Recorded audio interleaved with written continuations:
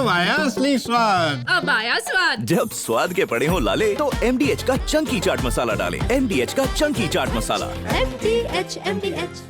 नमस्कार, आपके साथ मैं हूं सुजाता कुकरेती। आप देख रहे हैं अपना फेवरेट शो महाभारत, और महाभारत में आज बात कर रहे हैं। आपने देश में कभी सुना है कि कोई हलाल मोहल्ला बन रहा है? ऐसी कॉलोनी जो एक धर्म विशेष के लिए होगी। मुंबई से लगभग 70 किलोमीटर दूर कर्जत में बन रही एक टाउनशिप को लेकर बड़ा विवाद खड़ा हो गया है। इस टाउनशिप को हलाल लाइफस्टाइल टाउनशिप नाम से प्रमोट किया जा रहा है। जी हां, इसका विज्ञापन ऐसे ही दिया जा रहा है और दावा किया जा रहा है कि यह केवल मुसलमान समुदाय के लिए बनाई जा रही है। विज्ञापन में पूछा जा रहा है कि अपने परिवार के रहने के साथ समझौता करना पड़ रहा है, तो क्या यह सही है? अब यह महिला इस विज्ञापन में पूछ रही है। बच्चों को हलाल परवरिश दीजिए, यह भी कह रही है इस विज्ञापन में। अब इस मामले को धार्मिक आधार पर भेदभाव का आरोप लगाते हुए राष्ट्रीय मानवाधिकार आयोग का दरवाजा खटखटाया गया है। राष्ट्रीय मानवाधिकार आयोग के सदस्य प्रियांक कानुंगो ने इसका संज्ञान लेते हुए राज्य सरकार को नोटिस जारी कर दिया है। उन्होंने कहा कि यह विज्ञापन नहीं, विश्वव्यापन है। मुंबई के पास कर्जत इलाके में केवल मुसलमान मजहब वालों के लिए एक हलाल लाइफस्टाइल वाली टाउनशिप कैसे बनाई जा सकती है? अब धर्म के आधार पर आप घर देंगे लोगों को? ये नेशन विद इन नेशन वाली सोच है। आपसे पूछ रही हूं, क्या भारत में अब हिंदू कॉलोनी और मुसलमान कॉलोनी के नाम से घर बेचे जाएंगे? क्या ये संविधान संगत है? क्या जो ये विज्ञापन में कह रही हैं कि हलाल जीवन देना है तो इस घर में रहने आइए, इसका सीधा मतलब है ये मुसलमानों के लिए, यहां पर हिंदू या किसी और धर्म के लोग नहीं जाएंगे? क्या अब घरों को इसी तरह से बेचा जाएगा? पहली नजर में जब ये विज्ञापन देखा हमने तो ऐसा लगा कि दुबई या UAE का कोई विज्ञापन है, लेकिन ये भारत में है और भारत में अब इसके खिलाफ आवाज उठ रही है। वहां लोगों से भी आज हमने बात की। आम जो मुंबई वासी है वो कह रहे हैं ऐसा कभी हुआ नहीं, अब इस देश में ये भी होगा क्या? मैं वो भी आपको सुनवाऊंगी आगे, लेकिन पहले एक रिपोर्ट देखिए कि कैसे इस हलाल कॉलोनी के नाम पर ये पूरा विवाद फैला है। इस विज्ञापन को लेकर हंगामा हो रहा है और पूछा जा रहा है कि अब क्या धर्म विशेष के लिए इस तरह की रेजिडेंशियल सोसाइटीज और कॉलोनीज बनाई जाएंगी? ये भारत है, यहां पर भी ये होगा। एक रिपोर्ट पहले देखिए, फिर महाभारत।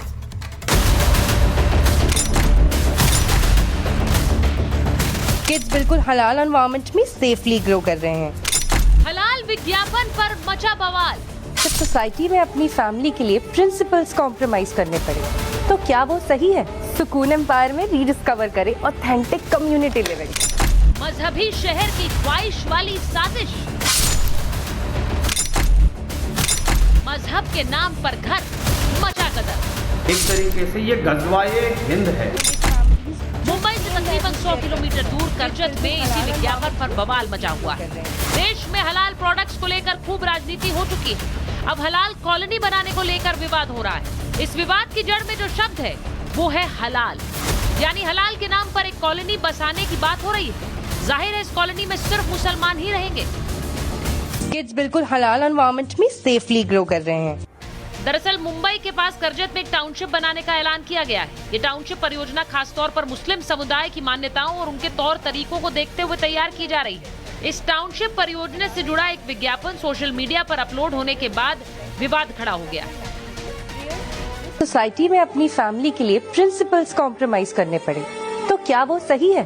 सुकून एम्पायर में रीडिस्कवर करें authentic community living. Like minded families जो सेम वैल्यूज शेयर करती हैं। किड्स बिल्कुल हलाल एनवायरनमेंट में सेफली ग्रो कर रहे हैं। एल्डर्स को रिस्पेक्ट और केयर मिलता है नेचुरली। प्रेयर स्पेसेस और कम्युनिटी गैदरिंग्स वॉकिंग डिस्टेंस में है। Peaceful surrounding with spiritual wellness. ये इन्वेस्टमेंट सिर्फ आपके पैसों को नहीं, आपकी फैमिली के फ्यूचर को भी सिक्योर करेगा। वैल्यूज ड्रिवन कम्युनिटी एक्सपीरियंस करो। दिस वीकेंड खुद विजिट करके डिफरेंस फील करो। विज्ञापन में मैसेज साफ है, ये कॉलोनी सिर्फ मुसलमानों के लिए होगी। इस कॉलोनी में सिर्फ मुस्लिम रीति रिवाज के हिसाब से काम होगा। यानी देश की आर्थिक राजधानी मुंबई में समाज को बांटने की सरेआम कोशिश हो रही है। जब एक बार हम देश की जमीन का बंटवारा बर्दाश्त कर चुके, दोबारा अलग अलग इलाकों की डेमोग्राफी चेंज करने की कोशिश क्यों की जा रही है? पूरे भारत में एक मामला बताइए जहाँ किसी मुसलमान को अपनी रिलीजियस प्रैक्टिस को फॉलो करने के लिए किसी हिंदू ने रोका हो। एनएचआरसी के सदस्य प्रियांक कानूंगो ने इस विज्ञापन को सोशल मीडिया पर पोस्ट किया।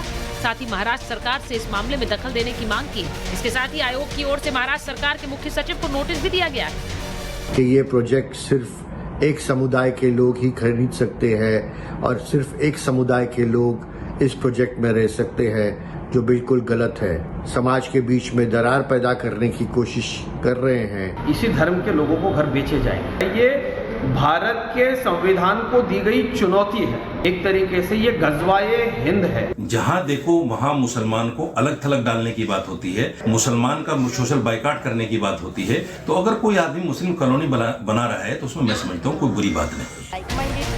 सारा विवाद इस विज्ञापन के जरिए दिए गए मैसेज को लेकर। इस मजहबी विज्ञापन पर सवाल उठ रहे हैं कि क्या भारत के अंदर एक और देश बनाने का काम हो रहा है। फिलहाल विज्ञापन पर बवाल मचा है और ऐसी आशंका जताई जा रही है कि आने वाले समय में ये और तूल पकड़ेगा, क्योंकि आरोप लग रहे हैं कि इस विज्ञापन से सामाजिक ध्रुवीकरण किया जा रहा है। एक साधारण रियल एस्टेट प्रोजेक्ट से शुरू होकर ये अब शहर के सामाजिक ताने बाने को प्रभावित कर सकता है। आज महाभारत में सवाल पूछ रही हूँ, क्या एक विशेष धर्म के नाम पर पूरी कॉलोनी बसाई जाएगी? क्या देश इसे मंजूरी देगा? Bureau report, Republic Bharat. और मैं सीधे आपसे ये बताना चाहती हूँ कि इसे लेकर हंगामा कैसे हो रहा है, और इसीलिए आपको सबसे पहले दिखाती हूँ कि महाराष्ट्र में जहां पर ये सोसाइटी सामने आ रही, जिसे हलाल सोसाइटी कहा जा रहा है, लोग क्या कह रहे हैं, कैसे हलाल पर कदर मचा हुआ है, सुनिए जरा। आप जो पोस्टर लगाया बैनर, वहाँ पे एक पर्टिकुलर कम्युनिटी का दिया गया जो हमारा देश का कानून का खिलाफ है। और वो लोग एडवर्टाइजमेंट आप देखिए, उसमें लिखा हुआ है कि अंदर में कुर्बानी के लिए भी जगह दिया जाएगा, जो भी हमारा कानून का खिलाफ है। मंदिर मस्जिद क्या बनेगा, जो रहवासी इधर आएगा उसका ऊपर से वो लोग डिसीजन लेंगे। आप बिल्डर कैसे यू करने का, तो ये हमारा जो संस्कृति है उसका खिलाफ है। सर्वधर्म संभाव और वसुधैव कुटुंबकम, ये करते करते हम यहाँ तक आ गए कि हमें गंगा जमुनी तहसीब सिखाई जाने लगी। ये करते करते हम यहाँ तक आ गए कि कुछ एक बिल्डिंग के अंदर आकर के ऐसे 2 जिहादी बसते हैं और उसके बाद बिल्डिंग की बिल्डिंग हिंदुओं को खाली करके जानी पड़ती है। इस देश के अंदर हमने एक रेरा करके एक इसके लिए रियल एस्टेट के लिए एक रेगुलेटरी कंपनी बनाई। रेगुलेटरी कंपनी क्या कर रही है, और मुझे तो लगता है ये सीधा सीधे चुनौती है हिंदू समाज को कि तुम्हारी छाती पर मूंग डालेंगे और तुम्हारे सामने। उसी के बाद इन्होंने कहा कि अगर कहीं पर नहीं काटने को मिलता है बकरा तो सब लोग ला करके यहाँ काटे। स्लॉटर हाउस किस चीज के लिए बने हुए? तो हमारा प्रशासन से यही मांग है कि वो जो सेल हुआ है इस गलत एडवर्टीजमेंट की वजह से, वो तुरंत के तुरंत रद्द करने चाहिए और इनको दोबारा से प्रॉपर एडवर्टीजमेंट के साथ सेल करना चाहिए। मुझे लगता है कि जितनी भी सोसाइटीज होती हैं उसमें हर कल्चर के, हर धर्म के लोग रहते हैं और हम सबको मिल के रहना चाहिए, और ये सब ना ही करे तो अच्छा है, बेटर रहेगा। धर्म के नाम पे एक बार बंटवारा हो चुका है देश का। अब दोबारा कोशिश यही कि हिंदुस्तान को मुस्लिम कंट्री बनाया जाए। तो हम हिंदू तो यही चाहता है कि सब मिल के रहे, भाई भाई बन के रहे। लेकिन यहाँ पे अब जो कोशिश हो रही है कोशिश सफल ना हो, उसमें गवर्नमेंट भी हमारा साथ दे।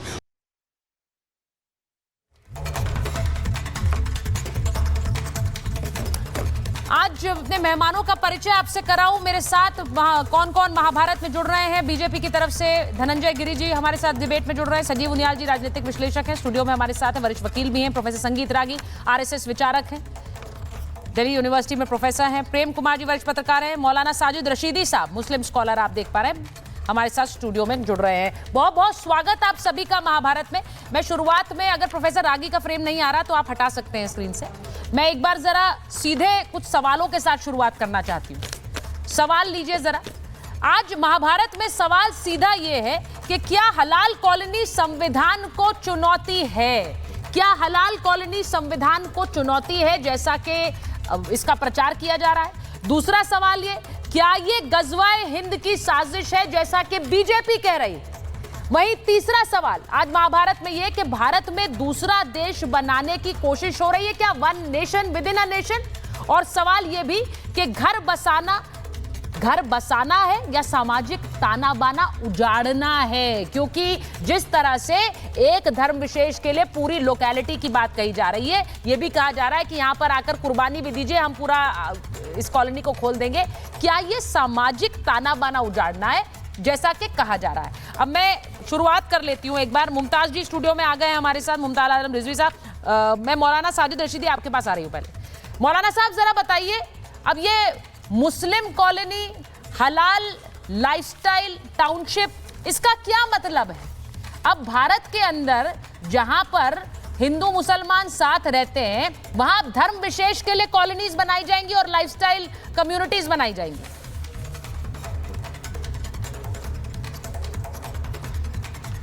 इसका मतलब ये है सुचारिता जी कि जब देश से मुसलमानों को भगाने का काम किया जाता है और कहा जाता है मुसलमान के दोस्तान कब्रिस्तान या पाकिस्तान, जब एक स्टेट से मुसलमानों को निकाला जाता है रेडी पटरी वालों को मारकर पिटाई करके और कहा जाता है कि मुसलमान विधर्मी है, मलेच्छ है, इनसे कारोबार न करो, इनसे लेन देन न करो, इनको दुकान किराए पर न दो, इनको मकान किराए पर न दो, उस वक्त आपको एहसास नहीं होता कि ये सब संविधान के खिलाफ हो रहा है। संविधान के खिलाफ तो वो है कि 80% लोग 20% के खिलाफ हो रहे हैं। और बिल्कुल जहां मुसलमान दिखता है रेडी पटरी लेकर उसको पीटा जाता है, जहां मुसलमान दिखता है गाय के नाम पर मॉब लिंचिंग कर दी जाती है, जहां मुसलमान दिखता है उसको नौकरी से निकाल दिया जाता है, जहां मुसलमान स्विगी वाला पता चलता है कि मुसलमान है तो उससे लिया। आप जो बात कह रहे हैं साजिद रशीदी साहब, अगर ये घटनाएं आपको याद होती शायद इस पर आप डिबेट नहीं करती। नहीं सर, मुझे घटनाएं याद है। सुनिए मेरी बात, मैं एक बात आपको मौलाना साहब खुलकर बोलती हूँ कि कभी भी सर सुन लीजिए, किसी भी तरह से की गई कार्रवाई गलत है, वो किसी भी धर्म विशेष के खिलाफ हो। आपने जो उदाहरण गिनाए हैं उनके समर्थन में कौन खड़ा होता है? किसी भी तरह की मॉब लिंचिंग के खिलाफ क्या हम खड़े होते हैं? किसी भी तरह की मॉब लिंचिंग के खिलाफ कौन खड़ा हुआ है? क्या प्रोफेसर रागी खड़े हुए हैं? क्या धनंजय जी खड़े हुए हैं? वो कह रहे हैं हाँ मॉब लिंचिंग करो मुसलमानों की। मुझे बात पूरी करने दीजिए अपनी। हाँ बोलिए। मुझे बात पूरी करने दीजिए। पूरी करिए। मैं ऐसी बहुत सारी कॉलोनियां दिल्ली में भी आपको बता सकता हूं, ठीक है, और दिल्ली के अलावा यूपी वगैरह में भी बता सकता हूं जो सिर्फ हिंदू के नाम पे है, मुसलमान अलाउ नहीं है। वहां बहुत कॉलोनियां हैं, मुसलमान को घर नहीं दिया जाता, वहां मुसलमान को दुकान नहीं दी जाती। वहां पे आप क्या बात कर रही हैं? है ऑलरेडी। सुनिए अगर कोई मुसलमान कॉलोनी बना रहा है तो उसमें दिक्कत क्या है आपको? नहीं समझ नहीं आता। अच्छा मौलाना साहब आप कह रहे हैं ऐसी कॉलोनियां हैं अभी भी। दिक्कत क्या है? अगर कोई हलाल टाउनशिप बना रहा है इस देश में, मैं आपको सच बताऊं, जो पहली बार मैंने वो विज्ञापन देखा तो मुझे लगा मैं कोई दुबई का या यूएई का विज्ञापन देख रही हूं। वहां पर ऐसे विज्ञापन बनते हैं, लेकिन ये भारत है सर। यहां पर किसी भी सोसाइटी में, मेरी अपनी सोसाइटी में कितने मुसलमान परिवार रहते हैं, ये भारत है।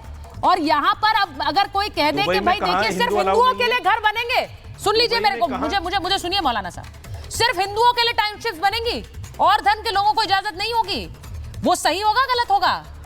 वो सही होगा या गलत होगा मौलाना साहब जरा बताइए।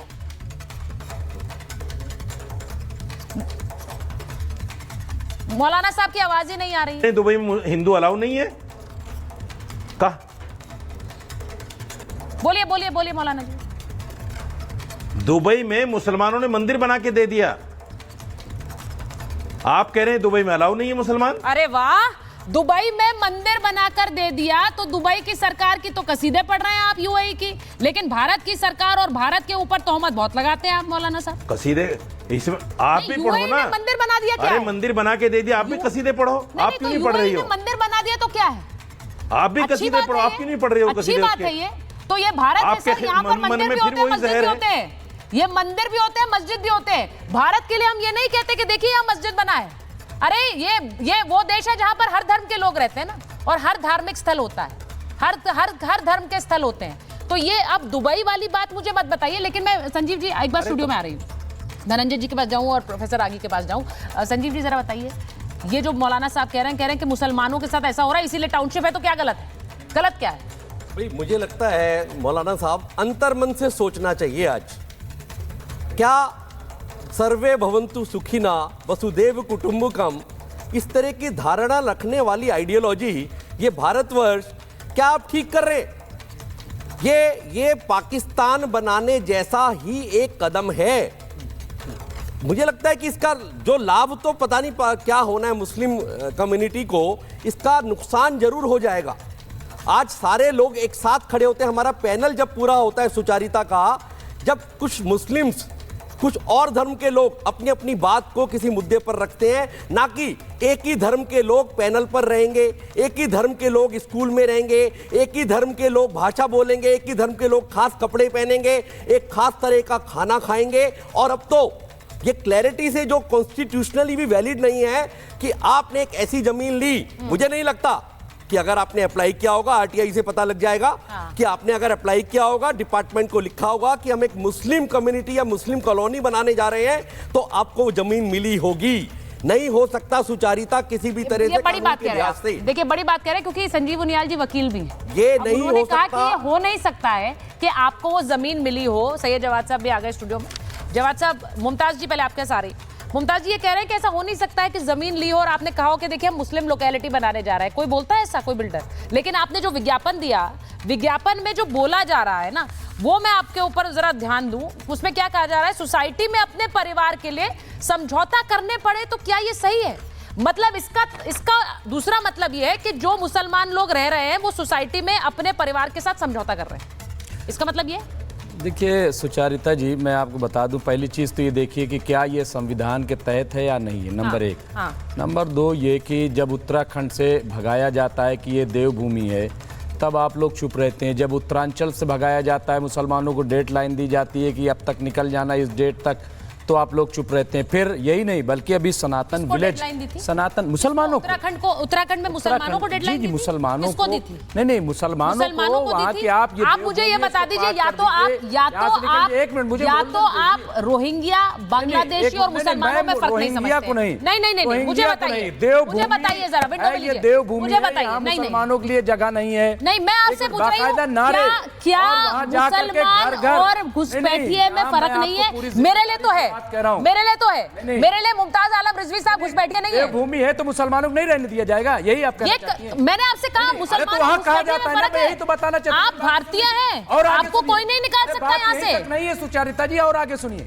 और आगे सनातन विलेज बनाने की बात नहीं आई थी? बाबा बागेश्वर धाम जो है, उन्होंने उसकी हिमायत की और कहा था कि ये हिंदू राष्ट्र की शुरुआत होगी, कि एक हम यहाँ पे गाँव बनाएं और फिर उसके बाद। अरे क्यों, क्या कार्रवाई हुई? अरे दो अलग-अलग नहीं, मतलब अरे क्या कार्रवाई? हर रोज हिंदुस्तान को हिंदू राष्ट्र बनाने की बात होती है। हाँ, क्यों होती है? सवाल ये है कि अगर आज ये लफ्ज इस्तेमाल किया गया तो उसके लिए जिम्मेदार कौन है? उसके लिए जिम्मेदार भाजपा है, उसके लिए जिम्मेदार आरएसएस है। ऐसा माहौल बना दिया है, देश को बांटने का काम ये लोग कर रहे हैं। और इसीलिए आप बताइए, जो लोग ये कह रहे हैं कि 14 के बाद हमें आजादी मिली, बार बार 1000 साल हम गुलाम रहे। हाँ, मुसलमानों को कभी पाकिस्तान, कभी गद्दार, 25-30 करोड़ मुसलमानों को कटघरे में जब खड़ा किया जाता है, तब आप लोग चुप रहते हो। और मैं खुश हूँ, कौन चुप रहता है भाई? आज आपको बुरा लग रहा है और सबको बुरा लग रहा है। मैं खुश हूँ, आपको खुश हो रहे हैं, कम से कम बिल्कुल आप खुश हो रहे हैं से कि कम से कम आज आपको ये बात बुरी लग रही है। हम उम्मीद करते हैं कि आप इस सोच पर मुझे तरस आ रहा है। नहीं, मुमताज जी, इस सोच पर मुझे तरस आ रहा है कि आपको किसी के इस बात पर सवाल उठाने से कि ये संविधान संगत नहीं है, आपको खुशी मिल रही है। तो कह रहा हूं, आपको खुशी मिल रही है। जरा सोचिए और अपने गिरेबान में जाके, अब सोचिए और अपने गिरेबान में जाके। मैं धनंजय जी के पास जा रही हूँ। एक मिनट रुकिए। नहीं, मैं मुझे नहीं लग रहा है पॉजिटिव जेस्चर है, मुझे नहीं लगता है पॉजिटिव जेस्चर है। धनंजय जी, नहीं, आप सोचिए आपने क्या बोला है। आपने कहा कि लोगों को दिक्कत हो रही है, मुझे खुशी हो रही है, मुझे खुशी हो रही है। सुनिए धनंजय जी, अच्छा सुनिए, रुकिए ना, रुकिए। धनंजय जी के पास जा रही हूँ। आपका नाम धनंजय नहीं है, मैं धनंजय जी के पास जा रही हूँ। धनंजय जी, उन्होंने जो आरोप लगाया है वो कह रहे हैं कि मुसलमानों के साथ जिस तरह का दोयम दर्जे वाला व्यवहार हो रहा है, इसीलिए मजबूर हो रहे हैं वो अपनी सोसाइटी बनाने के लिए। जवाब दीजिए। और वो बीजेपी पर आरोप लगा रहे हैं।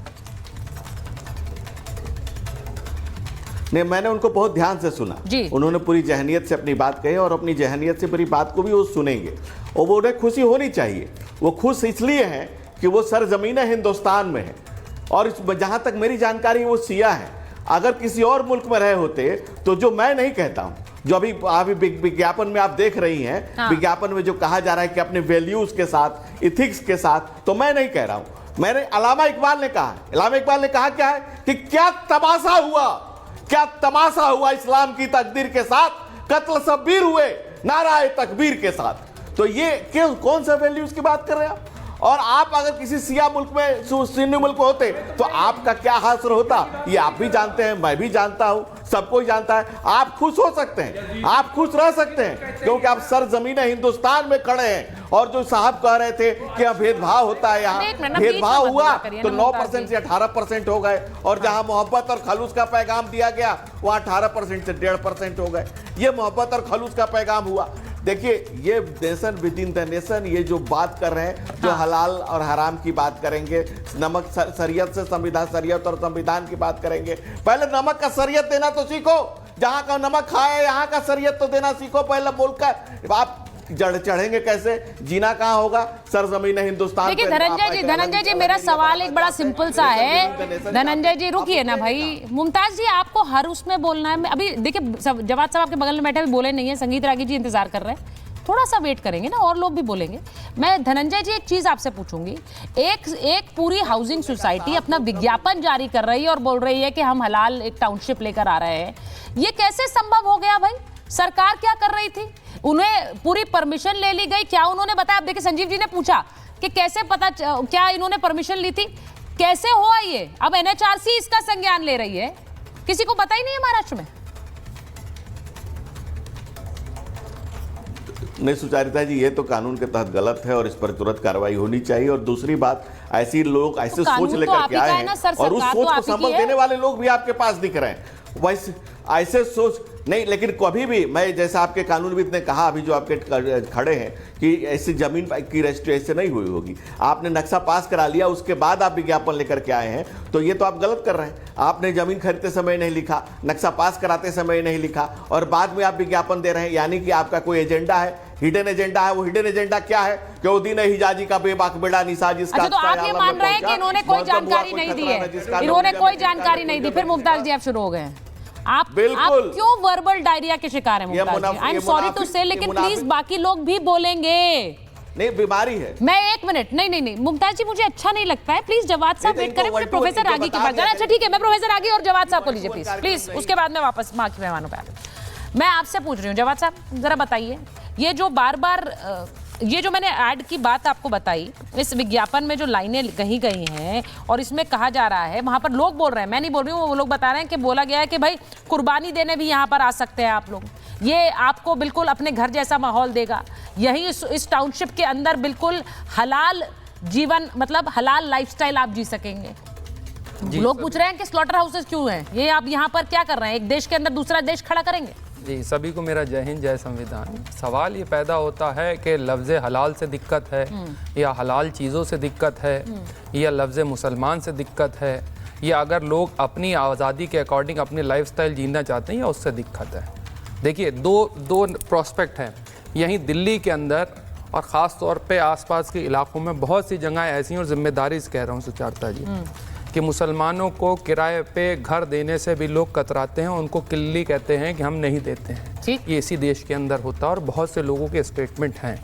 आज वो वातावरण ऐसा क्रिएट करा गया है। आप देखिए, सरकार के एक मंत्री हैं बिहार से, उन्होंने कौन सी मीट शॉप खोली है, उसके ब्रांड एम्बेसडर अपने आप को बताते हैं कि आप जो है झटका जो है मीट खाइए शुद्ध सनातनियों के लिए। बताइए साहब, एक केंद्र का मंत्री इस तरीके का आकर के स्टेटमेंट दे रहा है आकर के, और पूरी सरकार जो है यहाँ पर आकर के चुप है और अपने मंत्री को डिफेंड करना चाह रही है। क्या ये आपको समाज के अंदर डिस्क्रिमिनेट करने वाले लोग नहीं मालूम होते हैं? ऐसे ऐसे लोग खड़े हुए हैं जो मना करते हैं, जा कर के चेक करते हैं कि यहाँ पर कौन सा भोजन बन रहा है। आप ही की डिबेट में हुआ था कि सबकी आस्था है, ये देश सनातनियों का है। ये देश सबका है साहब, ये देश साझी विरासत से बना हुआ है। यहाँ पे तमाम धर्मों को मानने वाले, तमाम जातियों को मानने वाले, तमाम पूजा पद्धति को मानने वाले लोग हैं। लेकिन जहाँ पर बात होती है वो कहते नहीं, सावन के महीने के अंदर मीट नहीं परोसा जा सकता। इस देश के अंदर ये भी हमने देखी, यहीं आप ही ने डिबेट करी, कैसे कर सकते हैं आप सावन के अंदर, कैसे कर सकते हैं? ये देश हिंदुओं की आस्था का अपमान नहीं करता। अरे सभी की आस्थाओं का सम्मान। अगर कोई लोग अपनी आस्था के अकॉर्डिंग अपना जीवन व्यतीत करना चाहते हैं तो ये संवैधानिक उनका हक है, बेसिक फंडामेंटल राइट्स का हक है। बहुत सी जगह पे क्या करेंगे इस देश के मुसलमानों के साथ? ठीक है, अब ये तो सवाल खड़ा होगा। जवाद साहब, आपने जो बात कही है, आपने कहा कि सावन में नहीं खा सकते हैं नॉनवेज या फिर मांसाहारी भोजन, ये जो बातें कही गई ये कांवड़ वाले रास्ते के लिए कही गई।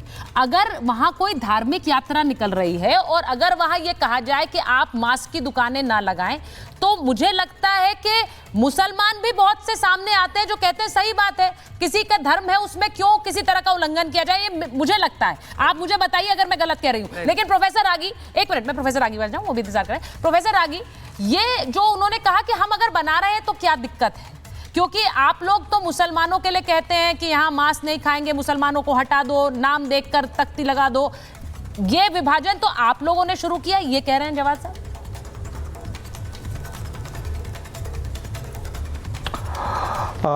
सुचरिता, ऐसा है कि ये पहली बार नहीं हो रहा है। केरला में ऑलरेडी मक्का की तरफ मुंह किए हुए एंट्रेंस को लेकर के हलाल अपार्टमेंट ऑलरेडी हैं, हलाल हॉस्पिटल है। ग्लोबल हेल्थ सिटी हॉस्पिटल जो है वो यही क्लेम करता है कि यहाँ पर हलाल है। अब बेशक वो औजार नहीं बना सकें, बेशक वो मेडिसिन डिस्कवर नहीं कर सकें, इन्वेंट नहीं कर सकें, लेकिन वो हलाल करते हैं। हलाल का मतलब होता है कि क्या इस्लाम के अनुसार एक्सेप्टेबल है और क्या इस्लाम के अनुसार एक्सेप्टेबल नहीं है।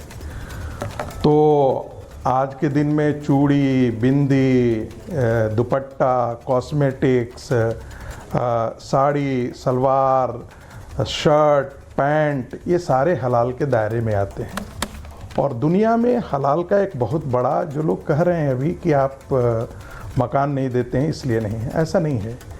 इस्लाम कुरान के अंदर 51 बार टर्म से आया है और ये इस्लामिक ट्रेडिशन का और इस्लाम का एक प्रकार से समाज में शरिया को इस्टेब्लिश करने का ये हिस्सा है। 2024 में मैंने इस पर एक बड़ा सा लंबा सा आर्टिकल, कोई 10,000 वर्ड का एक आर्टिकल लिखा था इस सिलसिले में, और बड़ी कई लोगों ने उस पर प्रतिक्रिया व्यक्त की थी। क्या ये हलाल दुनिया में कहाँ नहीं है? जैसे ही ग्लोबल इस्लाम असर्ट किया है वो हलाल के बारे में डिमांड करना शुरू किया हुआ। क्या इस देश में 1974 से पहले इस्लाम नहीं था? 1974 में पहली बार हलाल सर्टिफिकेशन शुरू हुआ और मलेशिया के बाद आज दुनिया में हलाल का सबसे बड़ा हब बन गया है। आप देखिएगा, हम जाकर के आज KFC से ये नहीं कहते हैं कि जो तुमने मटन टिक्का दिया है वो हलाल है या हराम है, लेकिन मुसलमान जरूर पूछता है। आपको ध्यान में होगा कि 2022 के अंदर कर्नाटक के अंदर भी ये मुद्दा बहुत वहाँ के असेंबली में आया था। ट्रेन के अंदर हलाल चाय बेचा जा रहा था। अब वो चाय हलाल और हराम कैसे हो ये मुझे नहीं मालूम है, लेकिन इस चीज़ को मैं बता देना चाहता हूँ कि इस देश में एक इस्लामिक इकोनॉमी जो भारत की इकोनॉमी के पैरेलल एक सेपरेट इकोनॉमी खड़ा करने की कवायद है। 2008 में रघुराम राजन जब उसमें RBI के गवर्नर थे तो इस्लामिक बैंकिंग के बारे में उससे पहले भी चर्चा हुई थी। और बड़ी मज़ेदार बात है कि एक सुप्रीम कोर्ट के तथाकथित सेकुलर क्रिमिनल जो जज थे, जिनके बारे में माना जाता था बड़ा क्रिमिनल जस्टिस को बड़े बड़े पुरोहित हैं और चीफ जस्टिस ऑफ इंडिया भी बने थे, वो भी इस देश में इस्लामिक बैंकिंग के एस्टेब्लिश करने की बात कर रहे थे। तो ध्यान रखिएगा, ये असर्टिव इस्लाम का है। आपको मालूम है कि आप पतंजलि भी जो है वो जब बेचता है तो हलाल सर्टिफिकेट लगा करके बेचता है। आपको मालूम है कि डाबर भी बाहर जब बेचता है तो हलाल सर्टिफिकेट बेचता है।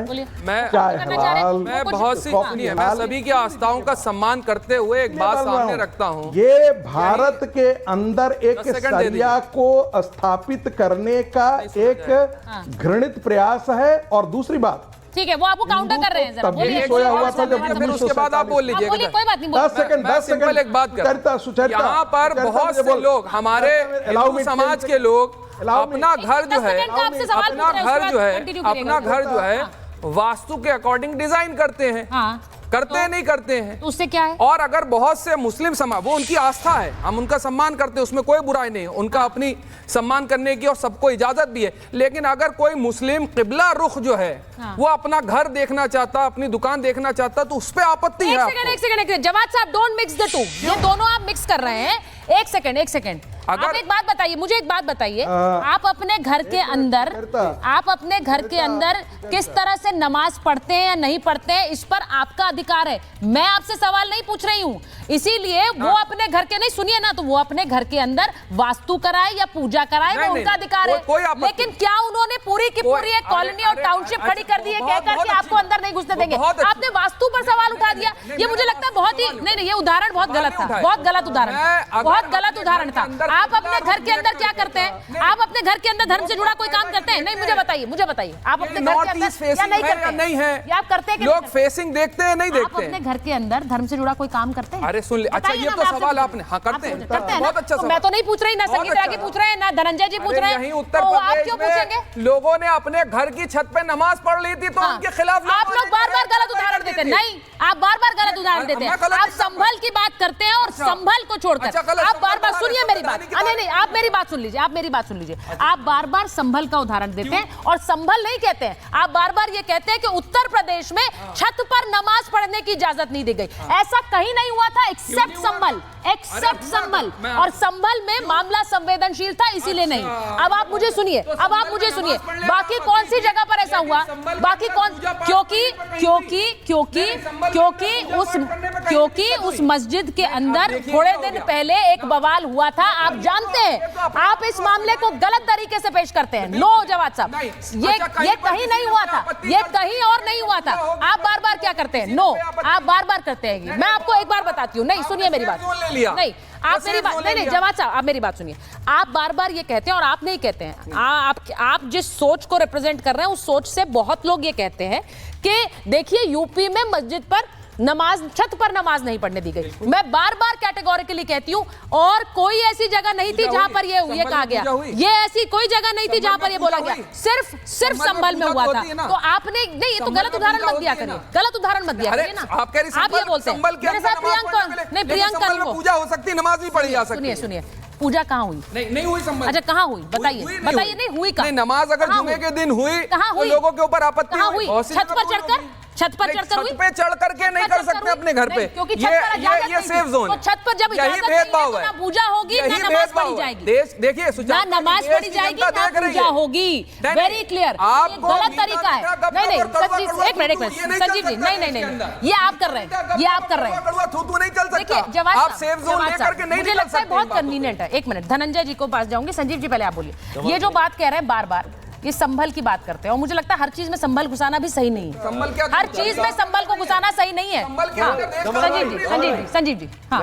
मुझे ऐसा लगता है सुचारिता, ये टॉपिक को बदलना चाहते हैं। हाँ। ये वास्तव में जो हलाल सोसाइटी बन रही है, हाउसिंग सोसाइटी, टाउनशिप बन रही है, हाँ। वो मेरे हिसाब से, कानून के हिसाब से 4 चीजों का उल्लंघन कर रही है। हाँ। क्या? पहला, national human rights. Human rights का अपने आप में एक बहुत बड़ा प्रश्न चिन्ह है। आर्टिकल 2 कॉन्स्टिट्यूशन 15 आर्टिकल का बहुत बड़ा तमाचा है कि आपने कैसे एक रिलीजन के आधार पर एक सोसाइटी को हलाल सोसाइटी बनाने के लिए एक बहुत बड़ा ऐड देना शुरू कर दिया। थर्ड, आपने जो लोकल जो सर्विसेज थे, जो लोकल बॉडी के जो रूल्स थे, रूल्स एंड बाई लॉज थे, उनको धर किनारे किया, क्योंकि आपने एक एफिडेविट भरा था जिस एफिडेविट में लिखा गया था कि हम इस सोसाइटी को किसी भी खास रिलीजन के लिए यूज नहीं करेंगे, सर्वधर्म समभाव वो वाला कॉन्स्टिट्यूशनली उसको यूज करेंगे। आपने तीसरा नुकसान किया। और चौथा नुकसान आप इस देश के प्रति कर रहे हैं, जिस देश का आप खाने के बाद आइसोलेट कर रहे हैं कम्युनिटी को, उस कम्युनिटी को आइसोलेट करने की कोशिश कर रहे हैं। जबकि हमारे यहाँ क्या कहते हैं, हमारे यहाँ क्या कहते हैं, प्रेम जी हमारे कहा जाता है कि हम सबको एक साथ बैठना है, एक साथ चलना है। आपको कितने बार बताया हम सबका डीएनए के राष्ट्रीय स्वयंसेवक संघ को ही गाली दे रहे हैं। उन्होंने कहा है कि आप हमारे साथ बैठिए, तरह के लोगों को साथ बिठा के बात करते हैं। दुकान खुलवा रहे हैं, वो केंद्रीय मंत्री को समझ में नहीं आ रहा है, वो सरकार के मंत्रियों को नहीं समझ आ रहा है। संजीव जी एक मिनट, मैं एक बार प्रेम जी के पास जा रही हूँ, प्रेम जी के पास जा रही हूँ। प्रेम जी, आप इस विवाद को कैसे देख रहे हैं? क्योंकि ये अब आपने दोनों तरफ के तर्क सुने हैं। ये रशीदी साहब कह रहे हैं कि ये बीजेपी का किया हुआ है, बीजेपी जिस तरह से विभाजनकारी सोच, ये रशीदी, ये जवाद साहब भी यही कह रहे हैं, मुमताज जी भी यही कह रहे हैं, उसकी वजह से ये प्रॉब्लम हुई। जी देखिए सुचारिता जी, सारी बहस सुनने के बाद ऐसा लगता है कि इस देश का कोई माई बाप है भी कि नहीं है। क्या ये देश पाकिस्तान से चल रहा है कि मलेशिया से चल रहा है कि सऊदी अरब से चल रहा है? इस देश में सरकार है भी कि नहीं है? अच्छा, ऐसा क्यों लगा कि कुछ लोग जैसे चाहेंगे वैसे देश चलाएंगे। नहीं, ऐसा क्यों लग रहा है? संविधान से देश चलेगा ना, सांप्रदायिक क्या कहता सौहार्द है? बना के चलेगा ना। संविधान ये क्या कहता है? घटनाएं हो क्यों रही है? एक कंस्ट्रक्शन अगर हो रहा है तो हाँ। कंस्ट्रक्शन का, उस बिल्डिंग का नाम भी होता है, हाँ। लोन भी होता है, तो बैंक उस नाम के बिना लोन नहीं देता है। ठीक है। पूरी प्रोसीडिंग होती है, हाँ। उसके सारी जानकारी में होती है एडमिनिस्ट्रेशन के। ठीक ये है। किसी भी स्टेज पर रोका जा सकता है, लेकिन ये नहीं रुक रहा है। तो क्या इसके पीछे इसलिए है कि तुम भी ऐसा करो, हम भी गजवाए हिंद का शोर करेंगे, तुम भी बोलो हम भी करेंगे? ये समाज को जो सांप्रदायिकता की इसमें झोंका जा रहा है, हाँ। इसमें कौन लोग शामिल हैं? जिम्मेदार लोगों पर सबसे पहले सवाल उठते हैं। जो संवैधानिक देखिए, आपने जो बात बोली है प्रेम जी, मैंने यही सवाल धनंजय जी से पूछा कि इसको परमिशन कैसे मिल गई है। अब जो बात कही जा रही है, ये सोसाइटी के नाम में, जो सोसाइटी है सुकून एम्पायर नाम दिया गया है। अब सुकून एम्पायर से तो कोई समझ नहीं सकता है कि भाई इसमें ये एक हलाल लाइफस्टाइल टाउनशिप बनाने की बात कर रहे हैं। लेकिन मैं फिर कहूंगी, आप सही कह रहे हैं कि ऐसी अगर एक सोच के साथ एक टाउनशिप आ रही थी तो धनंजय जी सरकार क्या कर रही थी? अब इतना हल्ला हो रहा है, पहले क्यों नहीं जागे? ये सवाल तो पूछा जाएगा। आप इसकी इजाजत देते रहे, या फिर बिल्डर को इस बात का पूरा भरोसा था भाई हम तो कर जाएंगे, कोई कुछ नहीं करेगा हमारा। मेरे साथ एक बार बड़ी खबर बता रही हूं, हलाल टाउनशिप पर एनएचआरसी का नोटिस, एनएचआरसी ने महाराष्ट्र सरकार को नोटिस जारी कर दिया है। मुस्लिम सोसाइटी बनाने पर नोटिस जारी किया है। 2 हफ्ते में स्टेटस रिपोर्ट मांगी है कि आपने क्या कार्रवाई की। मुख्य सचिव महाराष्ट्र के, उन्हें नोटिस भेजा गया है, मानवाधिकार उल्लंघन माना गया है इसे। अब ये इसकी स्टेटस रिपोर्ट भी मांगी गई है। ये जो विज्ञापन आप देख रहे हैं, ये महिला इसमें एक हलाल लाइफस्टाइल की बात करती हैं और कहती हैं ये एक ऐसी टाउनशिप बनेगी जहां आप अपने परिवार को वो जीवन दे पाएंगे जिसकी आप सोच सकते हैं। अब मुझे एक बात बताइए, मेरे साथ इस वक्त प्रियांक कानूंगो जुड़ रहे हैं जो एनएचआरसी के सदस्य हैं। ज़रा उनको स्क्रीन पर लीजिए, क्योंकि ये पूरा मामला उन्होंने संज्ञान में लिया, उसके बाद इसको लेकर रिपोर्ट की गई है और नोटिस किया गया है। मैं आपसे पूछ रही हूँ, धर्म के आधार पर क्या कॉलोनीज बननी चाहिए? यहाँ कोई सही बता रहा है, कोई गलत बता रहा है, लेकिन ये हुआ कैसे है प्रियांक जी? देखिए, भारत का संविधान भारत के सेकुलर राष्ट्र होने की बात कहता है। हाँ। सेकुलर राष्ट्र में धार्मिक आधार पे इस तरीके से अलग बस्तियां बसा देना और उसमें भी दलील ये देना कि मुसलमान दूसरे धर्म के लोगों के साथ रहते हुए अपनी धार्मिक प्रैक्टिसेस नहीं कर पा रहे हैं। हाँ। इस्लाम के इंसेप्शन के साथ से मुसलमान भारत में रह रहे हैं। इस्लाम के प्रादुर्भाव में आने के साथ से भारत में इस्लाम रह रहा है। तब से अब तक तो ये दिक्कत इनको नहीं आई है। केवल डेमोग्राफी चेंज करने के लिए एक साजिश के तहत nation with in the nation की थ्योरी को प्रैक्टिकली इम्प्लीमेंट करने के लिए मुसलमानों की अलग कॉलोनीज बसाना बहुत घातक है। ये डेमोग्राफी चेंज करने का वो चरण है जहां इलाकों को धार्मिक आधार पे बांटकर समुदायों में वैमनस्यता पैदा की जाए और उसका हिंसात्मक प्रतिकार जब हो तब निश्चित रूप से तबाही होगी। इस तबाही को आज रोकने के लिए इस प्रकार की आइसोलेटेड बस्तियां बनने से रोकना होगा, इस प्रकार के वातावरण को बनने से रोकना होगा और धार्मिक आधार पर छत्रपति शिवाजी महाराज के महाराष्ट्र में इस प्रकार मुसलमानों की मजहबी बस्तियां बनना बिल्कुल भी ठीक बात नहीं है। हमने चीफ सेक्रेटरी को नोटिस किया है, हमने उनसे कहा है कि क्या रेरा ने, क्या आपके अर्बन डेवलपमेंट डिपार्टमेंट ने इस तरीके की अनुमतियां जारी की हैं? क्या ये आपके राज्य के कानून के अनुसार विधि सम्मत है कि आप मुसलमानों की अलग कॉलोनी बसाने के लिए अनुमति दो? हम उनके जवाब की प्रतीक्षा करेंगे, उनके जवाब आने के बाद हम आगे कार्रवाई करेंगे। प्रियंक जी, लेकिन आप कहते हैं ये सामुदायिक अलगाव बढ़ाता है, लेकिन कई ऐसे राजनेता हैं जो कह रहे हैं कि मुसलमानों को घर नहीं दिया जाता है, उन्हें घर नहीं मिलता है मुंबई में या फिर और शहरों में, तो इस वजह से इनकी कॉलोनी होनी चाहिए। इसमें दिक्कत क्या है, ये भी कह रहे हैं कई नेता, तो उस पर बताइए, क्या ये सही है कि घर नहीं मिलता मुसलमानों? झूठ बोलते हैं ये लोग, झूठ बोलते हैं। ये हिंदुओं को असहिष्णु कह के भारत को बदनाम करने की एक साजिश का पार्ट है। ये सब झूठी बातें हैं। हम सबको देखिए, एक बात समझ लीजिए, अगर मेरे पड़ोस में कोई मुस्लिम रहता है तो मुझे उसकी धार्मिक भावनाओं का आदर करना चाहिए और हम आपस में जब साथ रहेंगे तब हम एक दूसरे को सम्मान देना सीख पाएंगे। मैं भोपाल से आता हूँ, भोपाल में भी कंसिडरेबल हिंदू मुस्लिम पॉपुलेशन है, लगभग 30 और 70% का 40-60% का रेशो है, लेकिन वहाँ पे कोई भी इलाके मुसलमानों के इलाके नहीं है।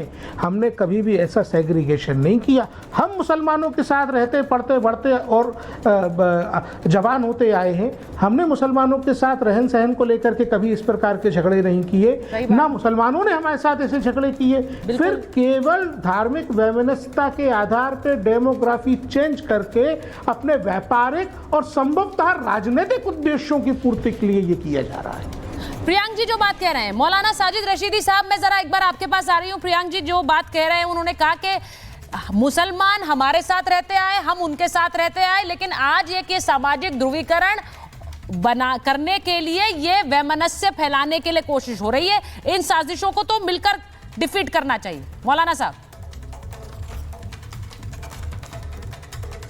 मौलाना साहब का फ्रेम ही चला गया है। मैं मुमताज जी के पास जा रही हूँ। मुमताज जी जो बात ये कह रहे हैं, ये मुझे लगता है कि बात बिल्कुल उन्होंने सही कही है। हम लोग डिबेट में मुद्दे के हिसाब से बहुत झगड़ते हैं, लेकिन इस तरह का वैमनस्य नहीं है मन में। तो वो वैमनस्य क्या, मैं सिर्फ इस एक नजरिए से नहीं देख रही हूँ। आप कहेंगे कि भाई आपने मुस्लिम कॉलोनी के बारे में कह दिया, मैं दूसरे तरीके से भी कहती हूँ। किसी तरह में कोई कॉलोनी बन जाए और बोले कि यहाँ पर सिर्फ सनातनी रहेंगे, यहाँ सिर्फ हिंदू रहेंगे, या फिर कहें सिर्फ क्रिश्चियंस रहेंगे और कोई धर्म का नहीं रहेगा, वो भी गलत है। वही तो मैं कह रहा हूँ कि ये जो आज बात उठ रही है, मैं उसका स्वागत कर रहा हूँ। मैं यही बात तो कह रहा हूँ। इस तरह से आज हमें कहने का मौका मिल रहा है ना, आज हमें बताने का मौका मिल रहा है कि देश में हो क्या रहा है। पूरे देश को हिंदू राष्ट्र बनाने की बात होती है कुल्लम कुल्ला, और पूरे देश के 25-30 करोड़ मुसलमानों को पाकिस्तानी कहा जाता है, उन्हें कब्रिस्तान भेजने की बात की जाती है, गद्दार कहा जाता है, उन पे शक किया जाता है, हर मुसलमानों को जिहादी यहाँ पे करार दे दिया गया। ये सब क्या है? इससे पहले क्या होता था क्या? आप खुद सोचे ना। नहीं, आज देखिए पहले मुमताज जी ये भी थोड़ा एग्जैजरेशन है ना। कौन कर रहा है? आप एक बात बताइए। अच्छा ये बताइए, मुझ जिहाद, मुसलमान को जिहादी कहते हैं। एक मिनट, थूक जिहाद, रेल जिहाद, ये सारा लैंड जिहाद, देखिए पूरा जिहाद कौन है जिहादी? सुनिए वो जो आप जो बात कह रहे हैं ना, ये थूक जिहाद या मेरी बात सुनिए। मैं इस तरह के ये जो फ्रेजेस हैं, मैं इनमें विश्वास नहीं रखती, पहली बात। दूसरी बात सुनिए मेरी बात। अगर कोई ऐसा वीडियो आ रहा है जिसमें इस तरह की गंदगी का प्रचार है, तो उसके खिलाफ तो आपको भी बोलना चाहिए मुमताज जी, आप भी बोलिए। मुझे लगता है उसमें गलत क्या है। एक तरफा दिखाया जाता है इसको, गंदगी हर जगह, क्रिमिनल एक्टिविटीज हर जल्दी से बोलिए प्रोफेसर आगे की बात। हमारे यहाँ क्रिमिनल एक्टिविटीज नहीं है। कौन तार्किक बात।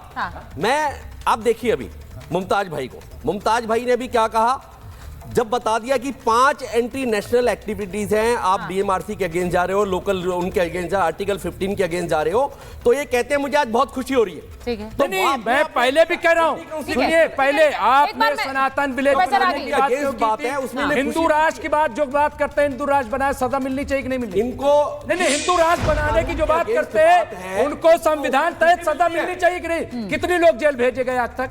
आज देश के अगेंस्ट, समाज के अगेंस्ट। प्रोफेसर आगे मौलाना साजिद रशीदी, प्रोफेसर आगे, दोनों को स्क्रीन पर लीजिए। एक मिनट, मौलाना साजिद रशीदी और प्रोफेसर आगे स्क्रीन पे रखिए प्लीज। मैं प्रोफेसर आगे, सुनिए, अच्छा एक मिनट, मैं दोनों में जरा बताइए प्रोफेसर आगे, वो कह रहे हैं हिंदू राष्ट्र वालों को भी सजा हो। हिंदू राष्ट्र आप चाहते हैं सिर्फ बाहर का ऑडियो रहेगा, जवाब नहीं दोगे? हिंदू राष्ट्र तो है,